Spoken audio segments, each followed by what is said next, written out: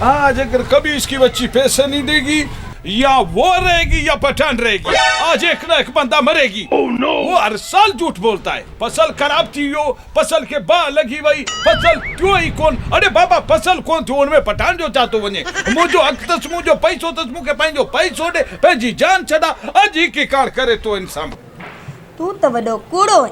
शादी बरादी ते कपड़ा कोन वठी दी न ईद बरात वठी दी, पो मुसा शादी छो कई। अरे बातों के किए समझाया तो मां केतरो कर्जी हां ए तू जो घर ही पिन्हे जो घर खपाई दुस ना तने भी पूरी कोन थी दी मुझो कर्ज कोन लहतो। वो कुदू आज तक पठान पे जो कर्ज वठी पोइ वापस भी दो अजी मुझो भी वायदो तस पठान वापस न मींदी ना पैसो वठंदी। वडो लाचार ही कर्ज खाइण जो, मुंह तो किचयो कर्ज खाण। अरे बीमारिन के वडो लाचार हो असा सा चंबरण जो, रोज रोज कोन को बीमार।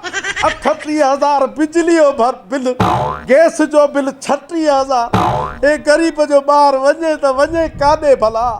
बी गाल के छड मुखे पठान का कपड़ा खणी दे। इने पठान जो नालो न वठ, इने पठान जे करे त मूं दर के ॿाहिरां तालो हणी छॾियो आहे। निभागो पुलिस न वठी अचे काॾा। मां ॿुधायईं थी मुंहिंजे भाणेजनि जी शादी आहे, मूंखे वॻो वठी ॾे न त मां कारो पत्थर खाईंदी साईं। इहो कमु सस्तो ॿुधाए छॾी। ॾिसजे घर में कारो पत्थर बचल आहे त ठीकु आहे, न त मार्केट मां वठी अचा, जिंद त छुटी पवंदी। वो कुदन वो कुदू कुदो मूंखे ख़बर आहे मां कान मरंदसि, तुंहिंजे हाव ते मुंग ॾरींदसि। ओझो आयो अथई पिणे पठान, ओधर ते थी कपिड़ा वठे, मुंहुं न मुहांडो, सस जी धी सांडो। मां वरी सांडो आं, मूं आ भले बंदूक हणई। कुदू तू झूठा, तेरा बाप भी झूठा, तू बड़ा झूठा निकला। घर में बैठे हुए बोलती हम घर में नहीं है, आज पठान भी नहीं छोड़ेगी। पठान आज अपना कर्जा वसूल करेगी फिर जाएगी। अब हम भी आता है तुम्हारे पास। रुको तुम तो मैं दिखाती है। जे करे न पठान दर टपी आयो, वारन मां वठी हली वञे जे साम्हूं बीहारी थो साए, चवंदो साहिब पता इने हाणे वठीस बि इने का। वो कुदन कुदन खुदा बख्शी मुआ पठान भित टपियो पियो अचई। अरे तू रुगो रोइण जहिड़ो मुंहुं कर, मां पाण ई हिन भागे खे मुंहुं ॾियां थो। अरे खुदा बख्शी पोचा, तू तो झूठों का बाप निकला यार। बेटी घर में बोलते हम घर में नहीं है। अरे लाला गाल न पूछ, मुसा उज़र खाई कर वे। ये उज़र खाई क्या होती है? अरे निभागा मुझो सारो गुजारे वो कोचा, ये सोरो किसको बोलती है? निभागा है सिंध में कारोबार तो करी अजा सिंधी में न तो समझी।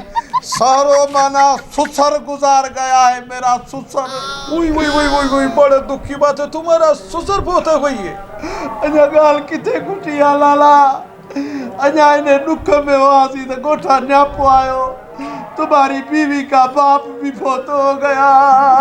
ओए ओए ओए कोचा, ये तो बड़ा दुख की बात है यार, तुम्हारा बीवी का बाप भी मर गया। अजा रो बेटा प्यारा लाला, इकड़े ही तने रो बेटा पा। वरी गोठा फोन आई, चेहू तो तुझे साले जो पी गुजारे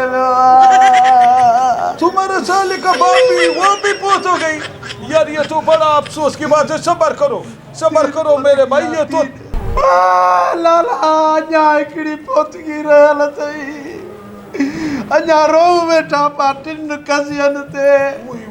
त मुंहिंजे संडूअ जी मथां फोन आई, चई मुंहिंजो बि सारो गुज़ारे वियो अथई। वो कोचा, ये तो बड़ा दुख की बात है। अभी तो मेरे को रोना आ रही यार। ये तुम्हारा घर में 4 पोतगी हो गई है। ये सबर करो मेरे भाई, सबर करो। फिर क्या हुआ?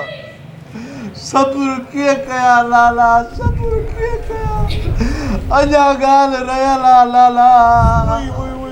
सस त सिंधी में तू कोन समझंदो ने, जो मेरी सास है ना, उसका बुर्स जो है ना खावत उसका खावत अब्दुल माजिद भी बहुत हो गया लाला।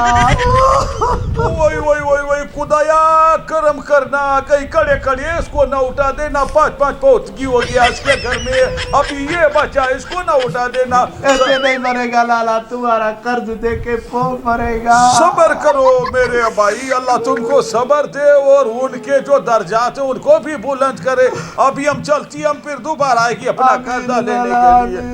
बस करो खर्चा नहीं भैया लाला। मेरे भाई, अभी मेरे पास पैसे ही नहीं तो दे देता, अभी छोड़ो।